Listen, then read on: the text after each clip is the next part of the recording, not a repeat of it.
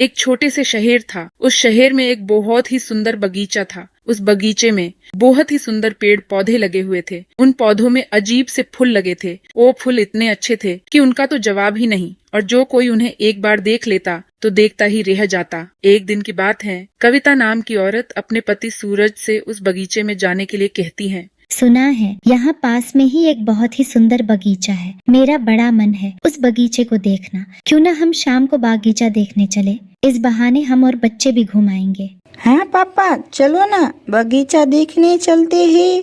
ठीक है, तुम शाम को तैयार रहना। मैं ऑफिस से आकर शाम को हम बगीचा देखने चलेंगे। फिर शाम होने पर, अरे वाह मानव और प्रिया, तुम तो पहले से ही तैयार हो। और तुम्हारी माँ किधर है? अरे मैं यहाँ हूँ, बताओ मैं कैसी लग रही हूँ? तुम तो हो ही इतनी सुंदर, फिर बताने की जरूरत ही क्या। तुम भी ना कुछ भी कहते हो। चलो ना पापा, और कितने देर करोगे? हाँ हाँ चलो चलो, तुम्हारी माँ के चक्कर में लेट हो जाएंगे, चलो। फिर सभी लोग बगीचा देखने के लिए चले जाते हैं। और जैसे ही बगीचे के अंदर जाते हैं, अरे वाह कितना सुंदर बगीचा है। मैंने कभी भी इतना सुंदर बगीचा नहीं देखा। हाँ सही में बगीचा बहुत खूबसूरत है। मैंने भी ऐसा बगीचा कभी नहीं देखा। फिर कविता, सूरज और बच्चे इधर उधर पेड़ पौधे को देखने लगते हैं। कविता पौधों पर लगे हुए फूल को देखती है और देखती ही रह जाती है। सही में ये फूल तो बहुत ही खूबसूरत है। मन तो कहता है इसे तोड़ लूं। जैसे ही कविता फूल तोड़ने की कोशिश करती है, तभी सूरज आ जाता है और कविता रुक जाती है। बच्चे भी बगीचे में फूलों को देख रहे थे। बच्चों से उन फूलों को देखकर रुका नहीं जाता और वो फूलों को तोड़ लेते हैं। और फूल तोड़ने के साथ ही वह बच्चे भी उन तोड़े हुए फूलों की जगह फूल बन जाते हैं। उधर सूरज और कविता देखते हैं। अरे बच्चे कहाँ चले गए? अभी तो यहाँ थे, चलो चलकर देखते हैं। सूरज और कविता दोनों बगीचे में ही ढूंढने लगते हैं, लेकिन उन्हें बच्चे कहीं नहीं मिलते। बच्चे नहीं मिलने के कारण वो दोनों बेहद परेशान हो जाते हैं। सुनो जी, बच्चे तो यहाँ नहीं हैं, पता नहीं मेरे बच्चे किधर चले गए। सूरज और कविता बच्चों को ढूंढते हुए शाम हो जाती है, पर बच्चे उन्हें कहीं भी नहीं मिलते। फिर वो दोनों घर चले जाते हैं। फिर जैसे ही शाम होती है, उस बगीचे में एक भयानक भूत घूमने लगता है। हे हा, मेरा बगीचा है। इसे जो कोई भी नुकसान पहुंचाने की कोशिश करेगा तो मैं इसका यही हाल करूंगा। फिर भूत एक एक करके सभी बच्चे और आदमियों के पास जाता है जिनको भूत ने फूल बना दिया था। कैसा लग रहा है तुम सबको? मजा तो आ रहा है ना? हमें माफ कर दो, हम दोबारा ऐसा कभी नहीं करेंगे, हमें जाने दो। अब बने रहो ऐसे ही फूल बनकर, आखिर पता तो चले कैसा लगता है। फिर जैसे ही सुबह होती है तो वो भूत भी बगीचे से चला जाता है और ऐसे ही बहुत सारे लोग बगीचा देखने के लिए आते हैं। वाह वाह, कितना खूबसूरत बगीचा है। वाकई में ऐसा बगीचा तो कहीं नहीं है। फिर वो सभी लोग इधर उधर बगीचा देख रहे होते हैं। तभी उनमें से एक औरत की नजर उन फूलों पर पड़ती है। कितने सुंदर फूल हैं। मैंने तो ऐसे फूल कभी नहीं देखे। क्यों ना मैं इसमें से एक फूल तोड़ लूं। जैसे ही वो औरत फूल तोड़ती है तो वह औरत उस टूटे हुए फूल की जगह एक फूल बन जाती है। फिर उस औरत के घर वाले उसे इधर उधर ढूंढते हैं, पर वह औरत कहीं नहीं मिलती।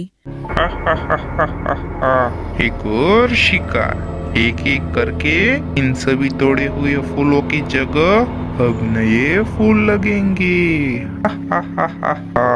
वो भी इंसानों के। कैसा लग रहा है तुम सबको फूल बनकर?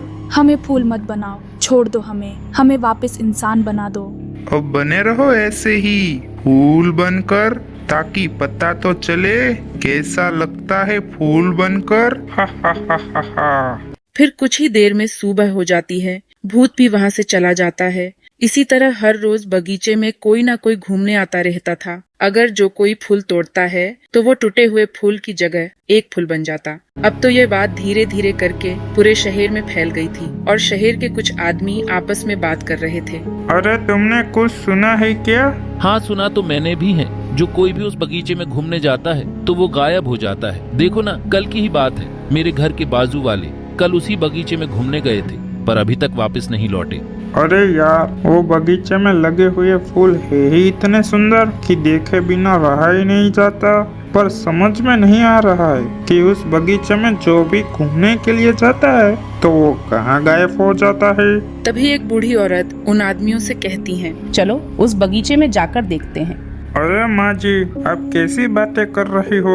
आपको उस बगीचे के बारे में पता तो है, फिर भी। अरे हाँ बेटा, मुझे सब पता है। मैं कह रही हूँ ना, चलो एक बार। वो बूढ़ी औरत पूजा पाठ तंत्र मंत्र जानती थी, इसीलिए वह सभी को बगीचे में जाने के लिए कह रही थी। फिर सभी शहर वाले उस बूढ़ी औरत की बात मानकर बगीचे में चले जाते हैं और उस बगीचे में आकर वह बूढ़ी औरत पूरे बगीचे में देखती है। कोई भी इन फूलों को हाथ नहीं लगाएगा और ना तोड़ेगा। पर माँ जी क्यों? जितना कहा है उतना करो बस। तुम्हारे सारे सवालों के जवाब तुम्हें मिल जाएंगे। इसके लिए तुम सबको रात इस बगीचे में रुकना होगा। फिर सभी लोग बूढ़ी औरत की बात मानकर बगीचे में ही रुक जाते हैं और एक जगह छिपकर रात होने का इंतजार करने लगते हैं। फिर जैसे ही रात होती है तभी भूत वहाँ आ जाता है। अरे बाप रे, ये तो भूत है। पर ये यहाँ क्या कर रहा है? अरे आवाज मत करो, चुप रहो सब। तुम्हें तो तब पता चलेगा जब तुम्हें कोई तोड़ेगा। तुम सबकी यही सजा है। छोड़ दो इन मासूमों को। और तुमने इनको फूल पौधे क्यों बना रखा है? कौन हो तुम और मेरे बगीचे में क्या कर रहे हो? क्या तुम्हें अपनी जान प्यारी नहीं है? तुम ऐसा क्यों कर रहे हो? इन लोगों ने तेरा क्या बिगाड़ा है? मैं इस बगीचे की रखवाली करता हूँ। मेरी मौत ऑक्सीजन ना मिलने के कारण हुई थी, फिर भी लोगों को समझ ही नहीं आ रहा कि पेड़ पौधे फूल ना तोड़े, बल्कि तुम लोगों को घर में पेड़ पौधे फूल लगाने चाहिए। छोड़ दो इन्हें, अब से एक कभी भी ऐसा नहीं करेंगे। अब तो मान जाओ, फिर से इन्हें इंसान बना दो। एक ही शर्त पे मैं इन्हें इंसान बनाऊंगा, जब ये सभी लोग अपने अपने घरों में एक एक पेड़ पौधे लगाएंगे। हाँ भूत जी, हम अपने घरों में पेड़ पौधे और फूल लगाएंगे और आज के बाद कभी भी फूल नहीं तोड़ेंगे। भूत ने इंसानों को फूल बनाया था, उन्हें वह फिर से इंसान बना देता है। बूढ़िया भी अपने तंत्र मंत्र से भूत को मुक्त कर देती हैं।